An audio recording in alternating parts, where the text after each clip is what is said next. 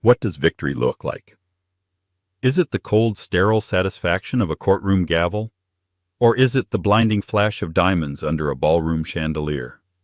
For one woman, it was both.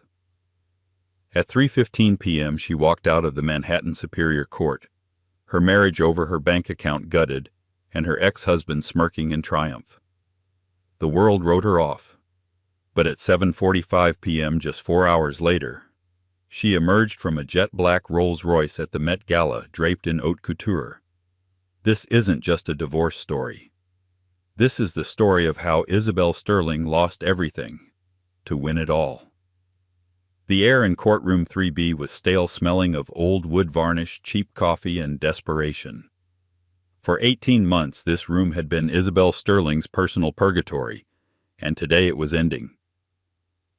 And, upon review of the prenuptial agreement dated October 12, 2014, this court finds the contract to be valid, binding, and ironclad. Judge Mariana Vasquez didn't even look up from her papers. To her, this was just another high society divorce, another Tuesday.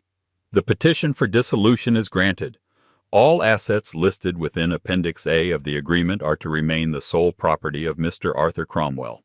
A one-time non-alimony payment of $250,000 as stipulated will be transferred to Ms. Sterling née Gautier upon signing. This matter is concluded. Gavel, bang. A ripple of quiet, satisfied harumphs came from the opposing table. Arthur Cromwell, Titan of Finance, founder of Cromwell Global Holdings, sat like a Roman emperor. His suit was a custom Brioni, his silver hair was perfect, and his face held a look of profound, bored victory. He hadn't just won, he had annihilated. Beside him, his legal team from Harrigan, Shaw, and Lynch discreetly packed their alligator skin briefcases. Mr. Harrigan, the lead shark, allowed himself a thin reptilian smile. He glanced at Isabel's counsel, a young, earnest, and thoroughly outgunned David Chen, who was staring at his legal pad as if it held the answers to the universe. Isabel felt the weight of a dozen Armani-clad gazes on her back. Arthur's friends, his board members, were here to witness the final execution. "Stand, Ms. Sterling," David Chen whispered, his voice hoarse. Isabel stood. She was wearing a simple navy blue sheath dress from Theory. It was 2 seasons old. It was the only respectable thing Arthur hadn't put in storage. She hadn't spoken a word the entire hearing. She hadn't needed to. The prenup signed under duress just days before her wedding, as her father's company teetered on the brink of a Cromwell-engineered bankruptcy, had done all the talking. She was left with her name, her clothes, and $250,000 that in their world was a tip. She was officially, spectacularly, and publicly ruined. Arthur stood as well. He straightened his waistcoat and, with the practiced magnanimity of a victor, walked over to her. The press in the gallery, kept in the back row like penned animals, leaned in their long-lens cameras, desperate for the shot. "Isabel," he said, his voice a low, condescending rumble. "No hard feelings, I hope. Business is business." He glanced at her lawyer. "And you, Mr. Chen, a valiant effort. Perhaps next time stick to traffic court." David Chen's jaw tightened, but Isabel placed a light hand on his arm. She turned to Arthur. The man who had courted her, married her, and then systematically isolated her. The man who called her his little bird, and then clipped her wings, her friendships, and her family ties. The man who, she discovered, had been funneling money to his new paramour, Chloe Preston, for 2 years, using a shell company he thought she was too stupid to notice. She looked at his perfectly handsome, utterly cruel face. And then she did the one thing no one in the room expected. Isabel Sterling smiled. It was not a small, polite, defeated smile. It was a slow-burn, high-wattage, enigmatic grin that started at the corners of her mouth and lit up her entire face. It was the smile of a woman who knew a secret, a delicious, explosive secret. Arthur's own smile faltered. He took an involuntary step back. What's so funny?" "Oh, Arthur," she said, her voice clear and carrying in the quiet room. "You have no idea." She turned, not waiting for a reply. With David Chen at her side, she walked down the central aisle. The camera shutters began to click, a frantic mechanical heartbeat. Click, click, click, click, click. As she reached the heavy oak doors, she passed the public gallery. In the back row, a young platinum blonde woman, Chloe Preston, was sitting wearing sunglasses indoors. She was trying to be inconspicuous, but the 8-carat diamond on her left hand, a pre-engagement gift the New York Post had called it, was practically incandescent. Chloe was waiting to comfort the victor. Isabel's gaze locked with Chloe's for a fraction of a second. Isabel's smile widened. She even gave a tiny conspiratorial wink. Chloe Preston visibly recoiled. Then Isabel pushed open the doors and stepped into the hallway, a blinding wall of flashes erupting. Paparazzi and news crews who had been tipped off by Arthur's own PR team expecting a weeping wife spectacle surged forward. "Isabel, are you really leaving with nothing?" "Mrs. Cromwell, how does it feel? Arthur got everything. What will you do now?" She didn't run. She didn't hide her face. She walked through the storm of questions as if she were walking on water. The smile never left her face. She reached the top of the courthouse steps, the gray Manhattan sky looming above. Arthur and his team, watching from the courtroom window, were frozen. "What is she doing?" Harrigan muttered, unsettled. "She's supposed to be crying." "It's hysterics," Arthur said, though a cold knot of dread was tightening in his stomach. "She's finally snapped. She'll be irrelevant by morning." On the steps, Isabel paused. She looked directly into the lens of a New York Times photographer. The smile was gone, replaced by a look of serene, unshakable confidence. She said nothing. She didn't need to. The picture would be on the front page of the style section tomorrow, but the world had the story all wrong. They thought they were watching a tragedy. Isabel Sterling knew they were watching the prologue to a triumph. "Phase 1 complete," David Chen murmured, shielding her as he opened the door to a waiting, generic-looking black sedan. Not a taxi, but certainly not a limo. "Flawlessly, David," Isabel replied, sliding in. The smile returned sharp as a diamond.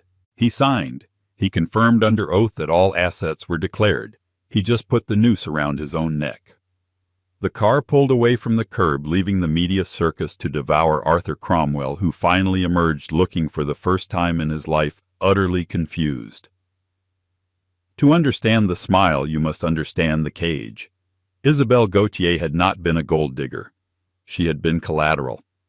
Her father, Pierre Gautier, had owned a small, brilliant logistics software company. Arthur Cromwell, in his quest to monopolize the entire supply chain, didn't want to buy it. He wanted to crush it. He launched a hostile takeover, bleeding Pierre's company dry. Then he met Isabel at a charity benefit. She was 24, bright, with a degree in art history but a mind for systems and logic. He was charmed, and then he was obsessed. He made Pierre an offer. "I'll call off my dogs. I'll absorb your debt. I'll even give you a seat on a subsidiary board. All you have to do is introduce me to your daughter properly." Pierre, a broken man, had agreed. The marriage was a whirlwind, and then it was a prison. Arthur loved to show her off. "This is my wife Isabel," he would say at dinners at Percé or Le Bernardin. "She's beautiful, isn't she? Speaks 3 languages. But thank God she has me. She can't even balance a checkbook." The guests would chuckle. Isabel would smile. He slowly, methodically cut her off. Her old friends bored him. Her family was low rent. He gave her an allowance monitored by his financial office. He gifted her with a position as head of his charitable foundation, a position with no power, no budget, and a single task to look good in photos. For the first 2 years she was numb. She was the perfect porcelain trophy. She attended galas, hosted dinners, and died a little inside every day. The change came on a Tuesday. Arthur was in Shanghai. She was in his home office at their 60-acre Greenwich compound looking for a piece of letterhead for the foundation. His main computer was on. He never let her touch it. But his password, Icarus 77, the arrogance was one she'd known for years. She was just looking for the stationery folder. But she saw a different one labeled Projects, and inside that a file named Chimera. She clicked. It wasn't a corporate file. It was a encrypted off-ledger black-budget project, a new AI-driven logistics platform. It was brilliant, it was revolutionary, and it was deeply, deeply illegal. She saw the projections, billions. She saw the schematic, and she saw the foundation of the entire code. Her blood went cold. She recognized it. It was the core algorithm from her father's old company, the one Arthur had supposedly shelved after the acquisition. Arthur had taken her father's masterpiece, polished it with his own dark money, and was preparing to launch it as his own. He hadn't just stolen her father's company, he had stolen his legacy. That night, Isabel Sterling stopped being a prisoner. She became a spy. For a year she played the part of the perfect, vapid wife. By day she tasted canapés for parties. By night she sat in the dark of her walk-in closet with a burner laptop and a military-grade encrypted hard drive. She learned to code. She learned to trace offshore accounts. She followed the digital breadcrumbs from Cromwell Global to a shell corporation in the Cayman Islands, Phaethon Investments. And she found the leverage. The patent for her father's algorithm Prometheus was set to expire. But it was her father's. Upon his death, a heart condition just 6 months after the wedding, his personal assets had passed to her. The patent was hers. Arthur had just assumed it was part of the corporate acquisition. He'd never bothered to check. His lawyers had made a multi-billion-dollar clerical error. She could sue, but that would be messy, public, and take years. Arthur's lawyers would bury her in appeals. No, she wouldn't sue. She would seize. She needed a lawyer, not a Harrigan, Shaw, and Lynch shark. She needed someone invisible, someone brilliant, and someone hungry. She found David Chen through a pro bono tech law journal. He was a digital forensics genius who'd just been fired from a big-name firm for telling a partner he was ethically compromised. She met him at a Starbucks in Queens wearing a hoodie and sunglasses. She laid out the data. David's eyes went wide. "Ms. Cromwell, this is the keys to the kingdom." "He's divorcing me," she said, her voice flat. "He's met someone else. He's going to activate the prenup. He thinks he's leaving me with nothing." "He is," David said, looking at the screen. "He's leaving you with everything. He just doesn't know it's yours." The plan was hatched. It was simple. And it was brutal. Step 1. Let Arthur file for divorce. Step 2. Fight him on nothing. Make him believe she was weak, defeated, and broken. Step 3. Let him win. Let him go to court and under oath finalize the dissolution. Let the judge's gavel fall. Step 4. The moment the divorce was finalized, she would be Isabel Sterling again, and her premarital assets, including the Prometheus patent, were hers and hers alone. Arthur would have no spousal claim. Step 5. While Arthur was toasting his victory, Isabel and David would execute the real plan. They needed a partner, a whale. Someone with the cash, the infrastructure, and a deep-seated hatred for Arthur Cromwell. There was only one name on the list: Sebastian Vale, the 35-year-old new tech billionaire. A Silicon Valley enigma who had moved his Vale Digital Ventures to New York specifically, he'd said, to break up the old boys club. He and Arthur hated each other. Their rivalry was the stuff of Wall Street Journal legends. David Chen had secured a meeting. Isabel, dressed in her sad wife clothes, had presented her case. Sebastian Vale hadn't said a word for 10 minutes. He just looked from the data to Isabel and back again. Finally, he leaned back in his chair. "You're not a bird, Ms. Sterling. You're a dragon. You don't just want to escape. You want to burn his castle to the ground and build your own on the ashes." "I want what's mine," Isabel said. "You'll get it," Vale said. "And I'll get Project Chimera. And Arthur will get the SEC. I like it. My gala is on Tuesday, the night of your divorce hearing. It's fitting." "I won't be able to get in," Isabel had said. "I won't have the money, the dress." Sebastian Vale had smiled. "Oh, Isabel, you won't need a ticket. You're the guest of honor." The black sedan didn't go uptown to the grand empty penthouse she had once called home. The lock, she knew, had been changed by 3:16 p.m. It didn't go to a hotel. It went to a private, unmarked elevator entrance for the Setai residences on Wall Street, an address so discreet that even the paparazzi didn't know to watch it. David Chen swiped a black keycard. The elevator opened directly into a sprawling 5,000-square-foot penthouse. The floor-to-ceiling windows offered a staggering view of the Statue of Liberty.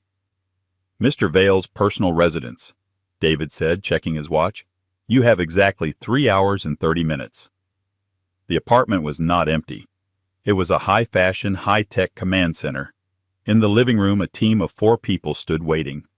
A man with sharp glasses and a tape measure, a tailor, a woman with a cloud of pink hair, and a makeup case the size of a car battery, and 2 others who were unpacking garment bags with religious reverence. "Ms. Sterling," said the man who introduced himself as Antoine. "Mr. Vale sends his apologies. He is at the venue. He insisted you wear this. It just cleared customs." He unzipped the largest bag. Isabel gasped. It wasn't a dress. It was a work of art. A Schiaparelli custom haute couture. Black velvet so deep it seemed to drink the light with a built-in rib cage of anatomical gold embroidery encrusted with rubies. It was shocking. It was aggressive. It was, in a word, armor. "And these, said the woman with the pink hair. She opened a Graff jewelry case. Lying on a bed of blue velvet was a necklace. A cascade of flawless ice-white diamonds centered by a single breathtaking canary-yellow diamond the size of a robin's egg. "It's too much," Isabel whispered, her hand going to her throat. "It's exactly enough," Antoine said. "The theme of the gala is the new gods. You are to be Persephone back from the underworld. Now vite." For the next 3 hours, Isabel Sterling was deconstructed and rebuilt. She was scrubbed, buffed, and massaged. Her respectable wife, shoulder-length hair was swept up into a severe, elegant chignon that exposed the neckline of the dress. Her makeup was dramatic, a smoky eye, pale, perfect skin, and a deep, blood-red lip. As they worked, David Chen was in the corner on his laptop, his own transformation happening. "The decree is filed," he said, not looking up from his screen.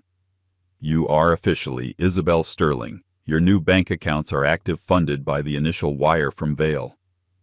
"And the Phaethon shell?" Isabel asked as the makeup artist applied a final dangerous-looking coat of mascara. "Vale's digital team just initiated the hostile transfer. We've taken control of the Cayman servers. Arthur's access codes are void." "And the patent?" "I filed the injunction against Cromwell Global for infringement at 3:17 p.m., right after the gavel. They've just been served. Harrigan is probably having a coronary as we speak." "Good," Isabel said. The dress was zipped. It fit like a second skin. The necklace was clasped. It was cold and unbelievably heavy, the weight of her new power. She stood before the mirror. The woman who had left the courthouse, a pale, forgettable woman in a navy dress, was gone. The woman in the mirror was terrifying. She was a queen. "One last thing," Antoine said. He produced a small velvet box. Inside wasn't jewelry. It was a single black metal card, an Amex Centurion card. "Your new one," David said, smiling for the first time all day. "The name on the account is Sterling Industries." At 7:40 p.m., the elevator doors opened to the garage. A gleaming jet-black Rolls-Royce Phantom was waiting. "He'll be there, you know," David said, holding the door. "With her." "I know," Isabel said. "That's half the fun." The car glided into the Manhattan traffic, a silent black shark moving through the glittering water. The Metropolitan Museum of Art was lit up like a beacon, a modern-day Olympus rising from the dark of Central Park. The street was a logjam of limousines, flashing police lights, and the roar of a thousand-throated crowd pressed against barricades. This was not just any gala. This was Sebastian Vale's first Met Gala.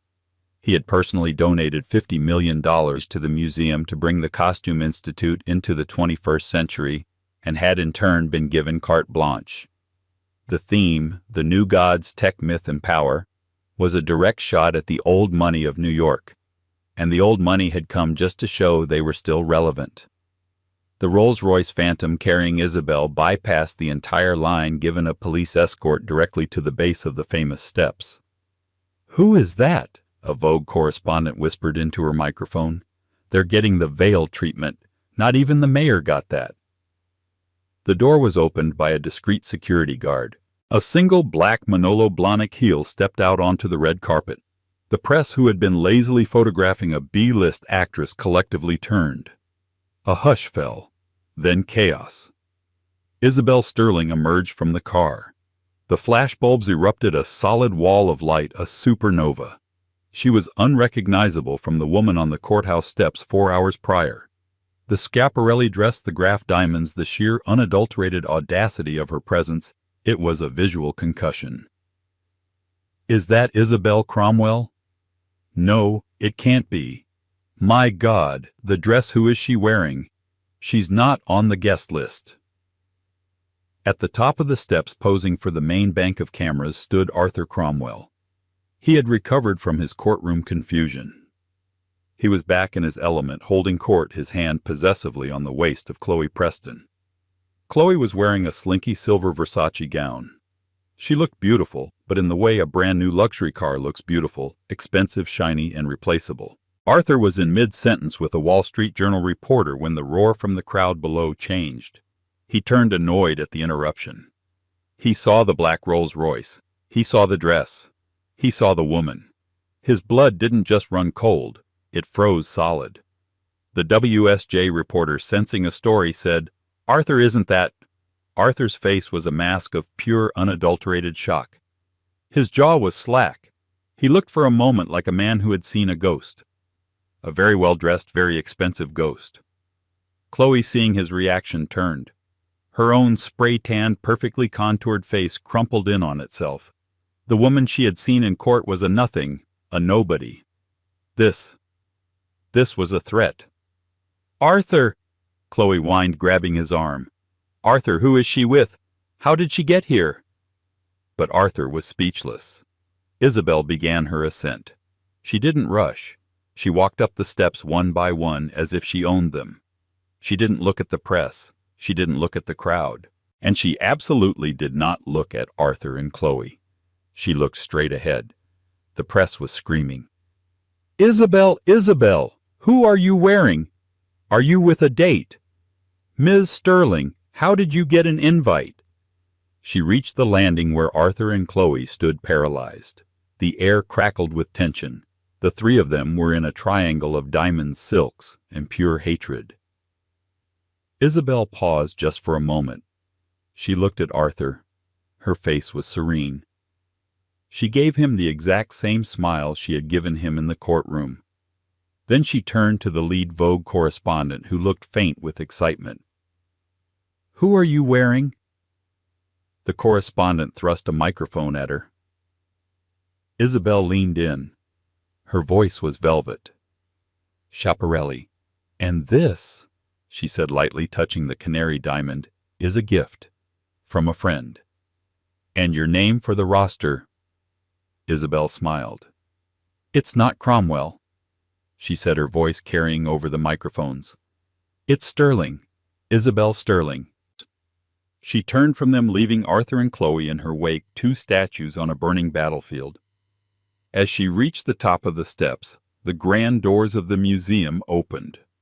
Sebastian Vale stood in the archway, backlit like a god. He was wearing a custom Tom Ford tux, unbuttoned with no tie. He was charisma made flesh. He hadn't been on the steps. He didn't need to be. He was the host. He walked forward, ignoring the cameras, and took Isabel's hand. He didn't shake it. He lifted it to his lips and kissed it. "Isabel," he said, his voice a low baritone that the microphones just caught. "You're late. I was starting to worry." "The underworld is a long way from here, Sebastian," she replied, not missing a beat. "Well," he said, offering her his arm, "welcome back to the light." Together the new gods they turned and walked into the gala, leaving the world and one very enraged Arthur Cromwell to wonder what in God's name had just happened. The great hall of the Met had been transformed. It was no longer a hall of statues, it was a dark techno-Olympus. Black marble floors gleamed under strategically placed spotlights casting long dramatic shadows. The Temple of Dender wasn't just lit. It was alive, bathed in an electric blue light that pulsed in time with a low ambient electronic beat. The air was thick with the scent of Baccarat Rouge, 540, night-blooming jasmine, and the sound of quiet billion-dollar deal-making. Isabel's arrival with Sebastian Vale had the effect of a nuclear bomb. The whispering, which had been a polite background hum, spiked into a frantic high-frequency hiss. They had all seen the alerts from page 6 in the New York Post that afternoon. Isabel Cromwell left with nothing. Arthur Wynn's ex-wife gets the boot, not the loot. And yet here she was. "That's her," a woman whispered from behind a large floral display, her voice sharp with disbelief. "She's not supposed to be here. She's supposed to be, I don't know, in Brooklyn." "Look at the necklace," her companion hissed back. "My God, is that the Vale canary I thought it was in his private vault in Geneva? That's not a loaner. That's a deed. He gave it to her. She's with Vale. Arthur is going to have an aneurysm." "Forget Arthur," the first woman said, her eyes narrowing. She looks dangerous." The wives, as Isabel had privately called them, were circling. These were the women who had been her friends for 5 years, who had lunched with her at La Grenouille and the Modern, who had shared champagne in the Hamptons, and who had to a woman dropped her the second Arthur's affair with Chloe Preston became public. Their husbands were all on Arthur's boards or played golf with him at Shinnecock Hills. One of them, the queen bee of the hive, Patricia Abernathy, detached herself from a group and slithered over. Patricia was dressed in a safe, elegant Carolina Herrera ball gown. She was old money, and she viewed Isabel as a failed experiment. "Isabel, darling," Patricia cooed, her eyes not on Isabel's face but on the canary diamond. Her smile was a masterpiece of socialite sympathy, which is to say it was all teeth and venom. "I was so devastated to hear the news. We all were. We were just sick for you. You look surprisingly well, all things considered." The subtext was clear. "What are you doing here, you little charity case? Who let you in?" Isabel, who once would have shrunk under that gaze, now met it with a placid, almost bored expression. "Patricia," Isabel said, her voice clear and cool, taking a glass of champagne from a passing tray. "How lovely. And how is Robert?" Patricia's smile faltered. "Robert, he's fine. He's over by the bar." "Good," Isabel said, taking a small sip. "I was just wondering. I read a projection analysis on Cromwell Logistics Asia. I heard their Q3 projections were, shall we say, optimistic." Patricia went pale. Her husband Robert was the head of that specific and failing division. I really wouldn't know. I don't concern myself with—" "You should," Isabel said, her smile suddenly sharp as a diamond shard. "I find it's always best to know when a ship is taking on water, especially when you're in a first-class cabin. Now, if you'll excuse me, I believe Sebastian is waiting." She left Patricia Abernathy with her mouth open, a perfect O of shock. Patricia hadn't just been dismissed. She'd been warned. The message was clear. "I'm not one of you anymore. And I know all your husband's secrets." She glided through the room, an iceberg, calm and beautiful on the surface, with 9/10 of her power hidden and deadly. She was by the Temple of Dender exhibit when the attack she had been expecting finally came. A hand grabbed her arm, hard, vice-like. "What is this game, Isabel?" Arthur, his face so handsome on television, was a mottled, terrifying red. He was breathing heavily, his Brioni suit jacket straining. He had bypassed Sebastian's personal security in a blind rage. Chloe Preston was hovering a few feet behind him, looking like a scared child, her silver Versace dress suddenly looking cheap. "Arthur," Isabel said, her voice dangerously quiet. She looked pointedly at his white-knuckled fingers digging into the black velvet of her sleeve. "You're making a scene. Let go of my arm." I am the scene. He hissed, his voice low and furious. He was shaking. That car, that costume, that rock around your neck. Did you have him all along? Was this your pathetic backstabbing plan while you were crying in my house? He was so used to her flinching to her tears. He needed her to cry. Her calm was enraging him. What plan? Isabel asked, her voice light, genuinely curious. She didn't pull her arm away. She simply stood unmoving, forcing him to be the aggressor. My plan: to be publicly humiliated, to be thrown out of my home, to be given a payout that wouldn't even cover your bar tab at the Carlyle. You're right, Arthur. It's all gone exactly to my plan. He was momentarily wrong-footed. Then what is this? You're with Vale, my greatest enemy. You left the courthouse and ran straight to him. You think he'll take care of you?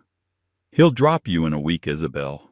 He'll use you up and throw you away just like you did, she finished for him. He flinched as if slapped. The sound of his own arrogance mirrored back at him was too much. You bitch, he spat, his face inches from hers. You signed the papers. You signed them. You have nothing. That's right, Arthur, Isabel said. She leaned in, her voice dropping to a conspiratorial whisper, and the scent of her Frederic Malle perfume enveloped him, a scent he had bought for her. I have nothing. She smiled, that same maddening smile from the courthouse. And you know what they say. When you have nothing to lose. She pulled her arm from his grasp, which had gone slack in his shock. Now, she said, smoothing the velvet of her sleeve, I highly recommend you get a drink. You look terrible, and I think your +1 is about to cry. Isabel turned and walked away, leaving him steaming, impotent. The entire encounter had taken less than 90 seconds, but a dozen phones had captured it. She found Sebastian Vale by the main stage, where he was talking animatedly with the senator and the CEO of Google. He saw her approach, saw the storm cloud of Arthur in her wake, and a slow, appreciative smile spread across his face. Everything all right, Persephone? He murmured as she joined him, handing her a fresh glass of champagne. Perfect, she said. He's rattled. Rattled good, Vale said, his eyes glittering. The hornets are in the nest. Let's see if we can get them to swarm. He tapped a microphone on the lectern. A high-pitched electronic ping silenced the room. The ambient music faded. A spotlight found him. Good evening, everyone, Sebastian Vale's voice boomed across the hall. The chatter died instantly. Welcome to Olympus. A smattering of polite, if nervous, applause. Arthur and Chloe had found seats at a table near the front right, next to the pale-faced Abernethys. Arthur was staring at Vale with pure, unadulterated loathing. I love this museum, Vale continued, walking the stage, his Tom Ford tux a stark contrast to his roguish energy. It's full of history, full of stories. Stories of gods, of monsters, of empires that thought they would last forever, and the new blood that rose up to replace them. He smiled. Tonight we are celebrating a new future. A future of transparency, of innovation, and of disruption. He let that word hang in the air, $100, $1,000 a plate threat. My company, Vale Digital Ventures, has long been interested in that last one. Disruption. And tonight I'm not just here to show you old statues. I'm here to announce the acquisition of a new portfolio. A technology so powerful, so revolutionary, it's going to change everything. The room was silent. This was not a normal gala speech. You all know Cromwell Global Holdings, Vale said. It wasn't a gasp. It was a suck. The sound of 500 lungs inhaling at once. You never name a competitor, a rival, at an event like this. It was a breach of etiquette so profound it was almost a declaration of war. Arthur Cromwell sat up, bolt upright, his chair scraping on the marble. You know them, Vale said, his voice a surgeon's scalpel.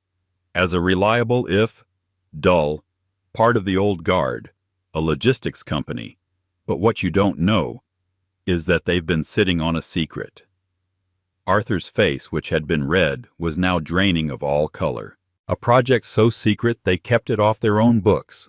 A project they codenamed Project Chimera. The name hit the room like a physical blow. Arthur turned slowly, mechanically, his furious, confused gaze sweeping the room until it found Isabel. She was standing next to the stage, bathed in the blue light, watching him. She wasn't smiling. She wasn't angry. She was just watching. And in that moment, Arthur Cromwell understood. He had not been in court for a divorce. He had been in court for an execution. And he had just been pronounced dead. Project Chimera. Sebastian Vale continued, his voice resonating with theatrical power. He was a master showman, and this was his masterpiece. He paced the edge of the stage not as a host but as a prosecutor. The entire room was his jury. A fully autonomous, AI-driven logistics network, he explained, his tone one of mock admiration. It's predictive. It's self-healing. It's a technology that will make every other supply chain on Earth obsolete. It's $1 trillion idea, folks. $1 trillion, with a T. He let that number hang in the air, a spectacular, glittering weight. In the audience, investors who had stakes in Cromwell Global shifted their eyes wide. $1 trillion project they'd never heard of, a project so secret, Vale said, his voice dropping, that Arthur didn't just hide it from his competitors. He hid it from his own board. He hid it from his shareholders. He hid it from the SEC. He funded it with off-ledger accounts, dark money, and a shell company in the Caymans. A collective, horrified gasp. This was no longer just a rivalry. This was a criminal accusation. Every phone in the room was not just recording, they were streaming. Arthur Cromwell was on his feet. "This is slander, Vale," he roared, his face a mask of purple rage. "You're a charlatan. You have no proof, you—" "Sit down, Arthur," Vale said. It wasn't a request.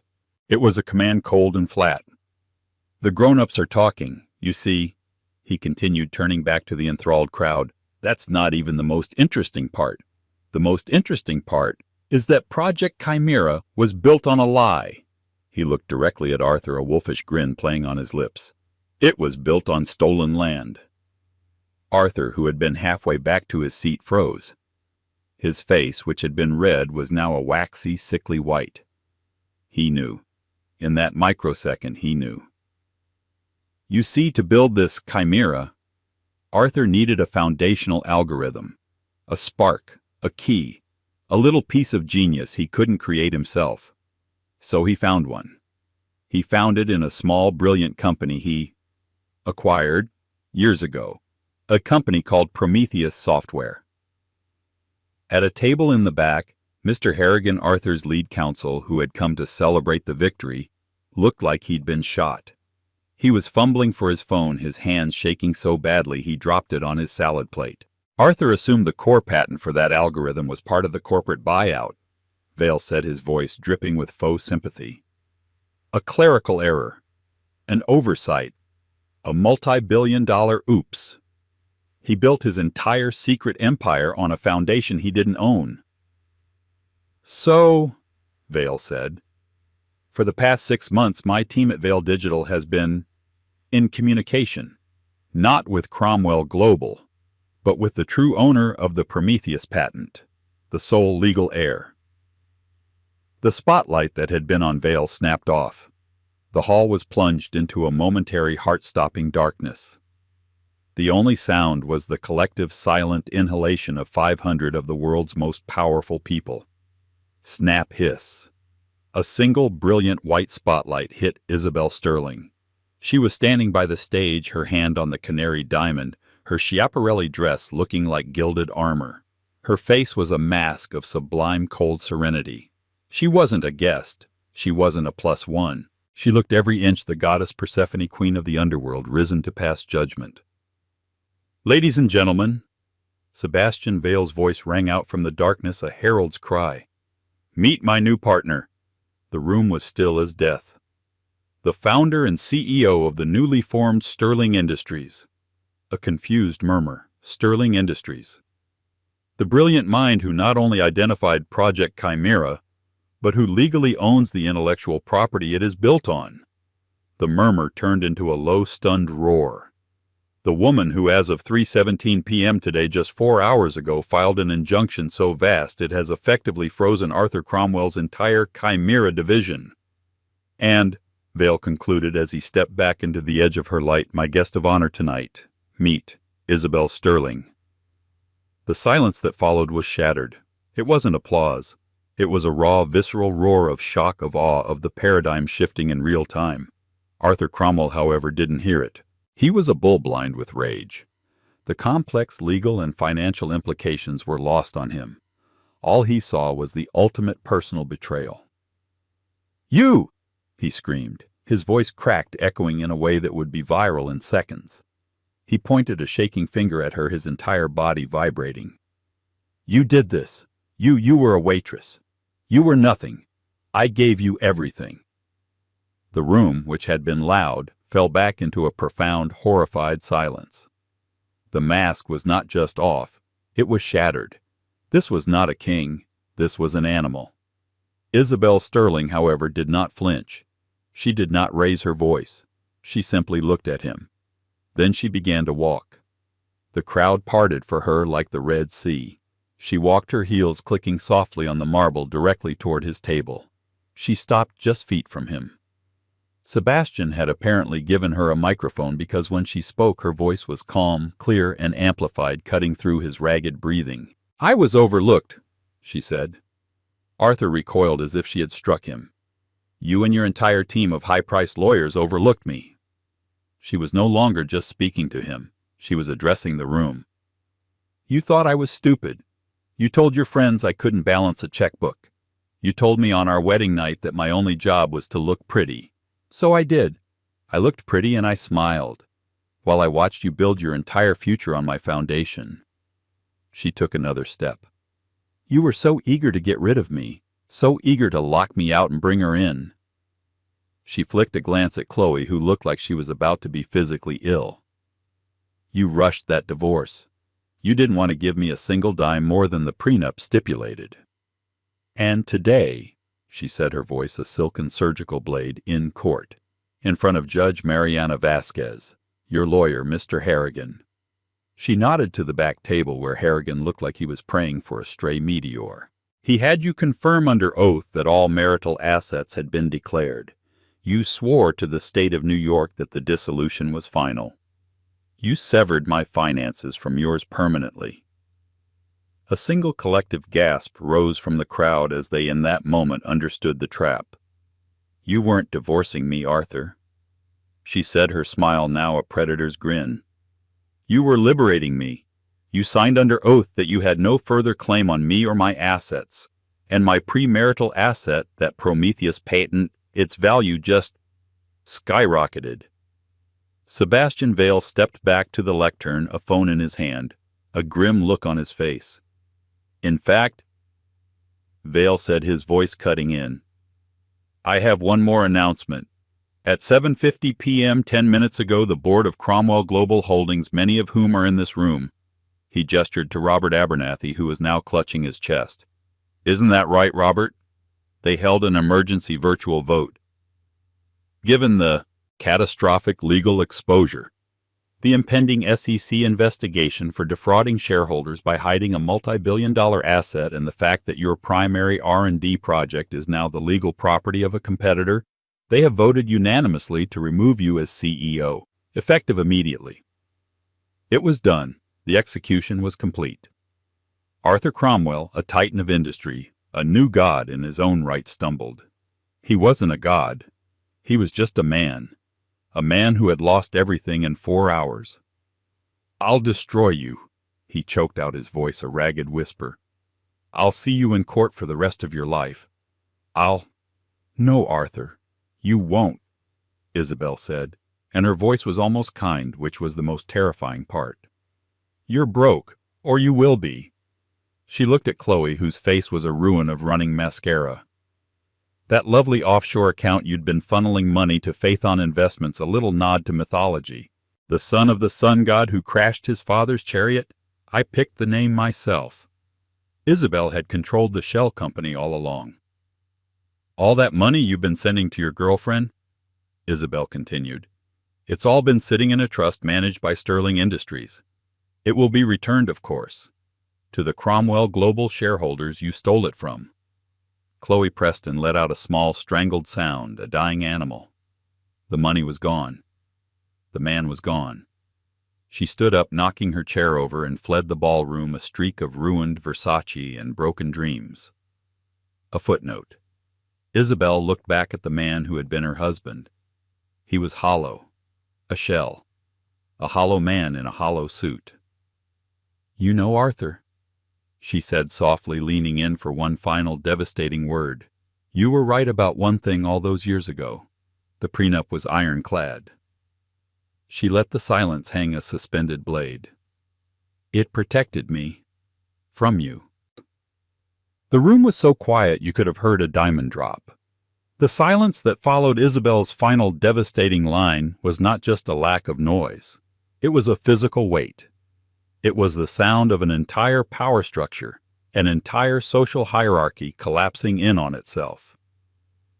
Arthur Cromwell stood alone in the center of the room, a king in a play who had just realized all the other actors had left the stage. He was a vacuum, a hollow man. He opened his mouth, but no sound came out. The rage had burned through him, leaving nothing but ash. He was no longer a threat. He was a relic. He was the old statue. She was the new god. He turned not with a bang, but with a slow, agonizing whimper. As he pivoted toward the grand exit, the spell broke. The first sound was the whir-click of a dozen cameras from the press pen which had just been unroped by Gala security. The second was the sudden savage eruption of flashes, a new supernova, this one illuminating his walk of shame. "Mr. Cromwell. Arthur, is it true? Are you stepping down? What is Project Chimera?" The questions came like bullets, but he didn't seem to hear them. He walked past the table where Robert and Patricia Abernathy sat. Patricia, who had tried to patronize Isabel an hour earlier, now looked at Arthur with something beyond pity, contempt. The contempt of the pack for a wounded and now useless leader. He stumbled on the top step, a small, pathetic lurch, before disappearing into the lobby, a fallen emperor swallowed by the very world he had sought to rule. The room, as one turned back to Isabel. The air crackled thick with awe, fear, and a new frantic recalculation. Every single person in that hall, the investors, the bankers, the socialites, the wives, was recalibrating their entire universe around this new fixed point. Isabel Sterling was not a +1. She was not a trophy. She was, as of this moment, the single most powerful woman in the room. And then Sebastian Vale, the showman, gave his final command. He signaled to the orchestra hidden on a balcony. The silence was broken not by chatter, but by the sweet, sweeping swell of a violin. A waltz. Strauss. It was classic, it was traditional, and in this context, it was an act of supreme audacious power. Sebastian Vale walked down from the lectern. He crossed the vast marble floor, his footsteps the only sound besides the music. He ignored the hundreds of phone cameras trained on him.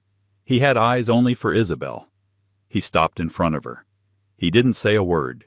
He just smiled, a look of profound, unadulterated admiration in his eyes. Then, with the entire New York oligarchy as his witness, Sebastian Vale offered a slight formal bow. "Ms. Sterling," he said, his voice low but carrying in the rapt quiet. He held out his hand. "I believe you promised me a dance." Isabel looked at his outstretched hand. She took a single deep breath. The adrenaline of the confrontation was fading, replaced by a feeling she hadn't recognized in years' clarity. The heavy graph diamond, which had felt like a costume, now felt like a coronation medal. The Schiaparelli dress was not armor. It was her skin. She was no longer the porcelain prisoner. She was no longer the unseen spy. She was, for the first time in her adult life, completely, terrifyingly, and wonderfully free. She placed her hand in his. "I believe I did, Mr. Vale." He led her to the center of the floor, the space Arthur's ghost had just vacated. As he put his hand on the small of her back on the gold-embroidered rib cage of her dress, the music swelled. He spun her into the waltz. They moved as one, a vortex of black velvet and white diamonds. The crowd watched mesmerized. This was not a dance. This was a claiming of territory. This was the sealing of an alliance that had just toppled an empire. As they spun, Sebastian leaned in, his lips close to her ear. That, he whispered, his voice a mix of humor and pure astonishment, was the most hostile, elegant, and utterly catastrophic corporate demolition I have ever witnessed. The SEC is going to have a field day. The board. You turned them in 10 minutes. Isabel looked over his shoulder, her gaze sweeping the room of stunned faces. They were businessmen, Sebastian. She whispered back, a hint of steel in her voice. I just showed them the cost-benefit analysis. Arthur had become a liability. He laughed, a low, genuine sound. I'm half in love with you and half terrified of you. Good, Isabel replied as he spun her in a final grand flourish. Keep 'em guessing. It's my new motto. They stopped, the music fading into a respectful hush. The flashes returned, but they were no longer hostile. They were celebratory. The New York Times reporter already had his headline. The Vogue correspondent was already dictating the story of the dress, the diamonds, and the divorce that would redefine power in New York. Isabel Sterling had walked into court that morning as a victim. She was waltzing out of the gala as a billionaire, a CEO, and the undisputed new queen of a city that had tried to destroy her. She hadn't just gotten revenge. She had achieved a resurrection, and as she stood in the center of the floor, Sebastian Vale's hand still in hers, Isabel threw her head back, and for the first time her smile wasn't a secret or a weapon or a mask. It was just happy.